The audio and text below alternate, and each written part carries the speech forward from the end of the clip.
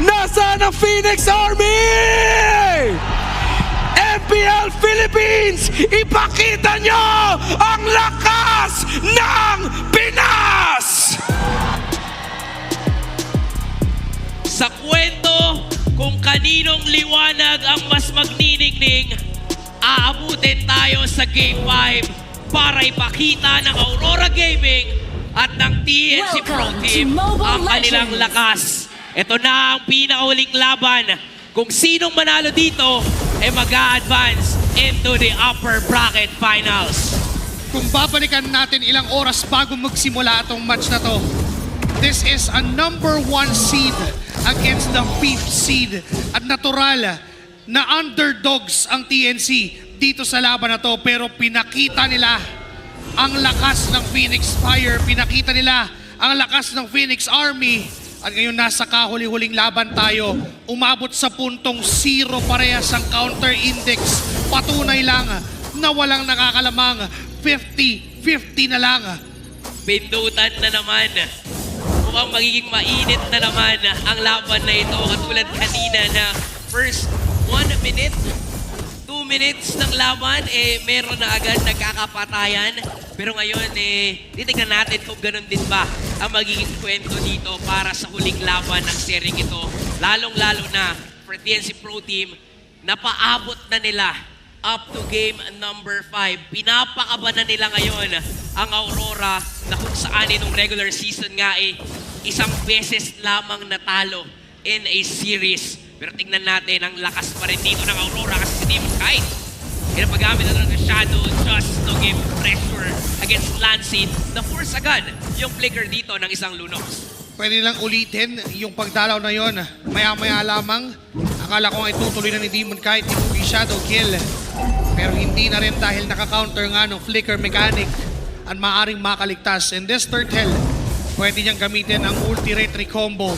Pero nandyan si Saida. Kaso nga lang nasa harap niya mismo si Light. Hindi yata lalaban ngayon ang TNC Pro Team. Hindi makakalapit dun sa bagong. Pero si Trimaray nandun. First blood.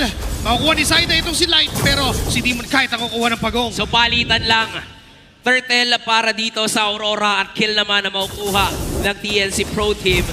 Dinadaan sa bruskuhan ni Light at ni Edward. Ganon din naman na para dito kay Trimar and Chakno. Tinatry nilang pahirapan yung mga junglers dito sa game na to. Kaya naman magiging tikit talaga itong laban na to. But clearly, Aurora has the upper hand when it comes to securing the objectives. Lalo na sa mga ganong klaseng pambubrusko kasi kaya namang umiwas ni Demon Kite. Pero ang maganda sa ginagawa ni Saida, alam niyang kaya niyang pumatay. So kahit paano may kita natin dito na talagang hindi magpapatalo ang dalawang junglers natin dito sa game na to. Kumbaga, binabanggit nga kanina ng panel natin ng dalawang analyst sa itaas na mas madaling ang pagganahin yung lineup ng Aurora dahil doon sa Cecilio ni Yue na hindi niya kailangan lumapit at all. Dahil doon sa sila yung may kakayahang pumunta doon sa likod ng TNC courtesy of this CC, this Lapu and this Hayabusa.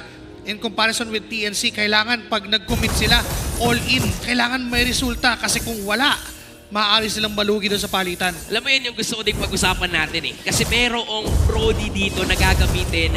Pinick up nila yan for the last pick. Ibig sabihin, merong plano ang TNC kung paano nila pagaganahin ang Brody ni Benny Cutie. And knowing Benny Cutie, nasa echo pa siya noon. Ibang klase yan gumamit ng Brody. Samantalang si Doming Kite, gagamitin din na yung opportunity na lamang siya dito when it comes to laning. So, kuha siya kahit na paunti-unti lamang na platings para kahit paano makalamang pa rin against his opposite lane. Ang maganda naman kasi sa isang Brody, self-sustaining Kaya niyang i-sustain yung sarili niya. May sarili siyang ways para subukan na buliin yung katapat niya. Torn apart memory ay nagamit.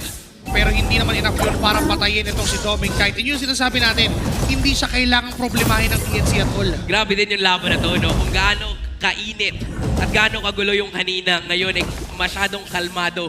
At tila ba, they're calculating every moves na pwede nilang gawin dito sa laban na to. Pero si Edward, sumilip na gamit pa yung Bravest Fighter. Hinahanap kung nasaan si Saida. Pero hindi na makakalapit pa ang TNC, and with that, Aurora ang makakasecure ng second turtle ng laro ito. Kaya kahit paano sila mismo yung pwedeng mag-control ng early game na to. For TNC, medyo delikado yung ganitong tagpo na sinusubukan nilang pabagalin ang tagpo ng laban. This is Sicilian para dito kay Yue. So kung magtutuloy-tuloy na ganito yung tempo at binibigay lang nila lahat para sa Aurora, bibilis lang yung scaling ng Sicilian, bibilis lang yung pagkakuha niya ng items. Storm of Ruins, pasok si Trimar doon sa gitna. Nalatag na yung Glorious Pathway mula kay Light, pati Revitalize. And si Chuck no ay low HP. Pero wala pa rin mamamatay, even Edward goes in. Aatras naman si Trimar. Sa dami ng binatong skills, wala pa rin casualty for both teams. Ganon ka-calculated yung mga ginagawa nila dito. Even si Yue, nung pumasok si Trimar, ang bilis ng kamay niya. Ang bilis ng daliri niyang gamitan ng flicker. So nakikita natin na nagiging maingat talaga sila. Pero for Aurora, ang nagiging target na nila ngayon, kung yung si Benny and si Edward nag-flicker in pa nga doon just to secure the turret. Magkakapol ngayon ang Phoenix Army. Tumama yung mountain shot kay Edward at tutumba doon sa damage ni Saita. And even if any QT Light also is gonna go down to the hands of TNC. 3-0 for the kill score. Nakakakuha ng objectives ang Aurora pero bumabawi sa kills ng TNC. Inyo na yung Torre, basta may dalawa kaming kills na makukuha. At makakakuha pa nga ng Torre si Benny Cutie ngayon. Pwede pa silang umarangkada dito sa purple buff. Pero nire-respeto pa rin ng TNC yung damage na manggagaling sa Aurora. Gusto lang nilang mag-apply ng pressure. At talagang ang Aurora ngayon hindi makahanap ng kill. Oo, tama, may objective sila. Pero kailangan din nilang makahanap ng paraan dito para sabayan ng kills ng TNC. Kasi kung hindi, for sure, TNC gagawin at gagawin lang nila yung ginawa na nila. Paulit-ulit lang makikipaggulangan. Paulit-ulit lang makikipagpalitan. Yun naman yata talaga yung playstyle na aasahan mo sa ganitong klaseng lineup sa YSS Lunox na meron ng TNC. Chakno, wala agad ng 25% na kanyang HP pero sinusubukan niyang i-regain yung possession dun sa Turtle. Gamit ng second skill si Zaida, papalayo ng kalaban. Nandiyan na yung Torn of Ruins sa kinakasat, papasok doon si Trimar and Zaida will secure the Turtle. Huwag isa raw kailan nagamit dito ni Demon Kite. Babagsak si Edward, pero babagsak din naman si Zaida. Nagkakabawian lang, pero dalawa kapalit ng isa. Ngayon pwede pang isunod dahil naipit to si Demon Kite.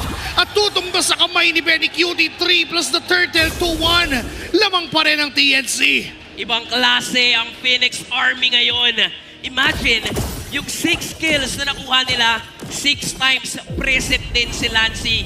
Literal na sasakit naman ang ulo ngayon ng Aurora dahil kay Lancy. Sa ginagawa niya, doon sa pressure, doon sa damage, doon sa nakabinbin ng nag-aabang from TNC. And hindi po rin kasi pwedeng harapan ng harapan yung Lunox kasi talagang sasakit yung kasu-kasuan mo lahat sa isang Lunox. Imagine, ito yung tinawag nating Ultimate Shredder even before pa. Diba? Kaya niyang tunawin kahit sino mismong nasa harap ng TNC. Dagdag pa natin yung fact na merong brilliance to si Lancy, so hindi siya madaling target dito for Aurora. And yung 6-1 na meron ngayon para sa kill score natin, pinaparamdam lang ng Phoenix Army na kaya nilang kontrolin at kaya nilang labanan dito ng sabayan talaga at lalamang pa nga sila against, ulitin ko lang top 1 seed ng ating regular season. Pinapakita lamang ng TNC Pro Team ngayon na hindi na nagmamatter yung top seed na yan. Ang magmamatter na kung paano natin pipindutin ang ating mga cellphone. Nalala mo yung sinasabi ni Midnight every single time na akala niya, nakita niya na lahat. Pero hindi pa rin pala hanggang ngayon. Akala natin nakita na natin lahat. Pero sinong mag-aakala na tinutulak ng 5th seed, ang top 1 seed, doon sa bangin? Sila pa nga ang nakakalamang ngayon at sila pa ang pumipilit doon sa mga teamfight. Sila pa yung mas maangas at mas matikas. Lalaban yata sila dito sa gitna pero mayroong ng Lord. Kaya maging maingat pa rin ang dalawang teams natin dito. But clearly, kung aabot sa late game ang laban, doon naman magkakaroon ng advantage ang Aurora. Nandiyan na si Yue, na kung saan baka mahirapan din ang TNC abutin at habulin si Yue sa backline. So kailangan nilang i-maximize tong lead na meron sila. Pwedeng dito sa Lord, lalong-lalo na parang lamang sila dito sa bilang, hindi, sasabayan lang pala din sila sa bilang ng Aurora. Alam din ng Aurora na kaya din naman nilang labanan to ng sabayan. Nakahanda ang dalawang kupunan. Makapigil hiningang sayaw ang ginagawa nila dito sa Lord. lahat ay nagpipigil ng reaksyon, nag-aabang. Kung sino nga bang makakakuha talaga ng possession for this Lord dahil binitawan na ng parehas na teams yung Lord. Gagawa na naman sila ng ibang plano sa mapa. Si Zaida babalik na naman dun sa dead lane. 3 game na nating nakikitang ginagawa na yan. Basta naka-Yison Shade si Zaida, iaangat niya yung lane sa itaas. Papanain lang ng ganun, pero nag-react si Demon Kite. So alam niya Oo. na malaking bagay yung ginagawa ni Zaida. Nagkakaroon ng effect yun, especially sa mga latter portions na ng laban. Kung babalikan natin yung mga pangyayari ng mga nakaraang games, ganito rin na pinapatagal ng TNC lagi yung Lord. Sinusubukan nila lagi na kontrolin yung long lane.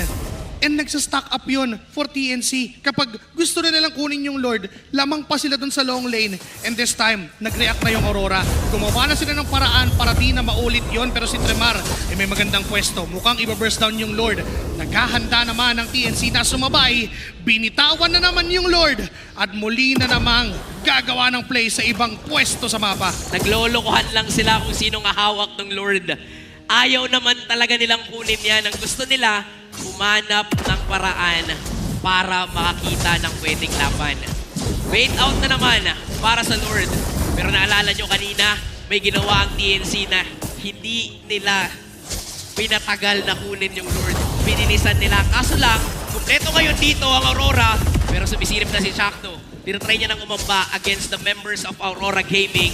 Pero unfortunately, hindi nila itutuloy yung laban kasi nga naman, crucial talaga itong Lord na to. Sa taas na bahagi ng mapa, lamang ang minions dito ng Aurora Gaming. Pwedeng may mag-react na TNC, pero baka yun ulit yung go signal ng Aurora para kunin yung Lord. So, nagiging maingat lang din ngayon ang TNC Pro Team since nasa kanila ang lead. Talagang nagkakaabaan lang. Even si Dominic Zaida? kahit minamasahe niya na dito Okay. si Chakdo para mapilitang umuwi ang mga miyembro ng Phoenix Army. Sasabihin ko pa lang sana, I was about to say na hindi na pupuntahan ni Zaida yung long lane at makikipag-contest na pero pumunta pa rin siya. Pumunta pa rin. Ngayon walang information ng Aurora. Teka, nasan ba yung Yison Shin? Nandun ba sa long lane? Kasi pag nagpakita siya pwede nang diretsuhin pero yung Lord ay sino-soft reset lang. 50% HP, 55. Now, hahawakan ni Demon Kite. Nakita na si Zaida kung nasaan. Maaaring gumawa ng play. Ang Tinutuloy Aurora, tinutuloy at pino-first down. Hugi Shadow, kill na retry kay Demon Kite. Mapupunta ngayon, lalaban na lang ang Phoenix Army. Nagkatali-tali, nagkaipit-ipit. Si Trimar yung tumumpas sa kamay ng Aurora. Ngayon si Demon Kite sa likod. Siya pa yung maiipit. Dito mama yung Mountain Shocker mula dito kay Zaida. Pero tinamaan siya ng stun na magmumula Si kay Chakno sa Edward likod. kay Light. Pero sa likod ay si Chakno. Manggugulo na lamang. Papapatay pa si Demon Kite. No sir, at buhay. Buhay din naman si Chakno. Pero dun sa kabilang likod, si Yue Lancy. ang nakakuha ng kill against kay Lancy. Ngayon lamang ang Aurora, 4 men down and a possession for the Lord. Mag-isa na lang si Chakdo dito at hindi pa pinapauwi ni Doming Kite. Kinakite niya pa si Chakdo and that is gonna be a wipeout na masesecure ng Northern Lights. May kasama pa silang Lord. Mabubuhay din naman ang mga miyembro ng Phoenix Army. Ang kaso lang, aabot ba sila o magdiningning na ang liwanag ng Aurora? Buhay si Zaida, buhay si Ben, buhay si Lancy in 2 seconds. Pero kumpleto ang Aurora na kumakatok sa base mismo ng TNC. Ngayon si Tremar ang sinunod, kakabuhay lang niya rin papatayin ulit. Edward ay low, tinamaan ng turn apart memory. Hindi makapag-tower lock ngayon ang Aurora. Lumalaban pa ang Phoenix Army. Order of Phoenix ay nandyan, pero Demon Kite sumugod. Buhay pa rin naman ang TNC. Na-clear ang mga minions at aatras ang Aurora sa apoy ng Phoenix Army. Hindi papayag ang Phoenix Army na mas magliliwanag ang Northern Lights. Buhay pa rin sila ngayon at kinailangan lumayo ng Aurora kasi alam din nila na delikado at baka mabaliktad din ng TNC ang laban. A beautiful team fight na ginawa doon ng Aurora. Doon sa Lord pa lamang na kung saan nasira nila ang tempo, nasira nila ang composition dito ng TNC Pro Team. And with that, nung nagkaroon na ng mga isolation plays, nakita natin na kayang-kaya kasi ng Aurora. Kahit sino sa mga miyembro nila, kaya kasing pumatay. At kaya rin tumower lock. Yun yung pinaka mahirap na kinaharap ng TNC doon. Kasi kung meron man lang isa na maiwan, na tumatawad lock even Yue at all, kahit siya yung tumower lock, kaya nilang tumapos. May Pero picture na. dahil sa puso ng Phoenix Army. Makakadepensa pa. Ayun yung purple ay pinag-aagawan. Makukuha ni Demon Kite yung purple ni Zyda.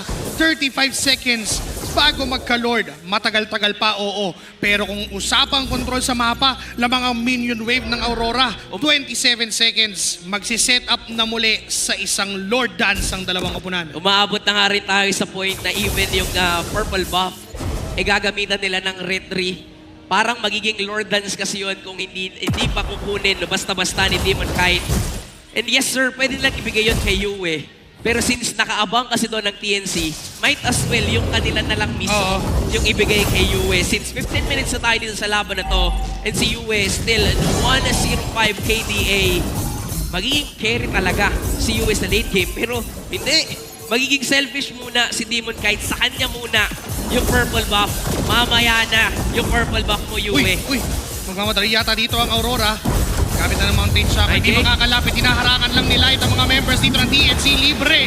Yung objective na yon para sa Aurora. Tumama yung Mountain Shock. Pero Edward goes in para kunin ang buhay ni Zyda Trimar at Chakno. Double kill for Demon Kite. Benny, makakatakas pa naman. Pero mukhang si Lancy ay mamamatay na rin. It's a triple for the Smiling Demon plus the possession for the Lord. Benny Cutie na lang ang mag-isang dedepensa sa apoy ng Phoenix Army, pero mas magliliwanag pa rin ang Northern Lights!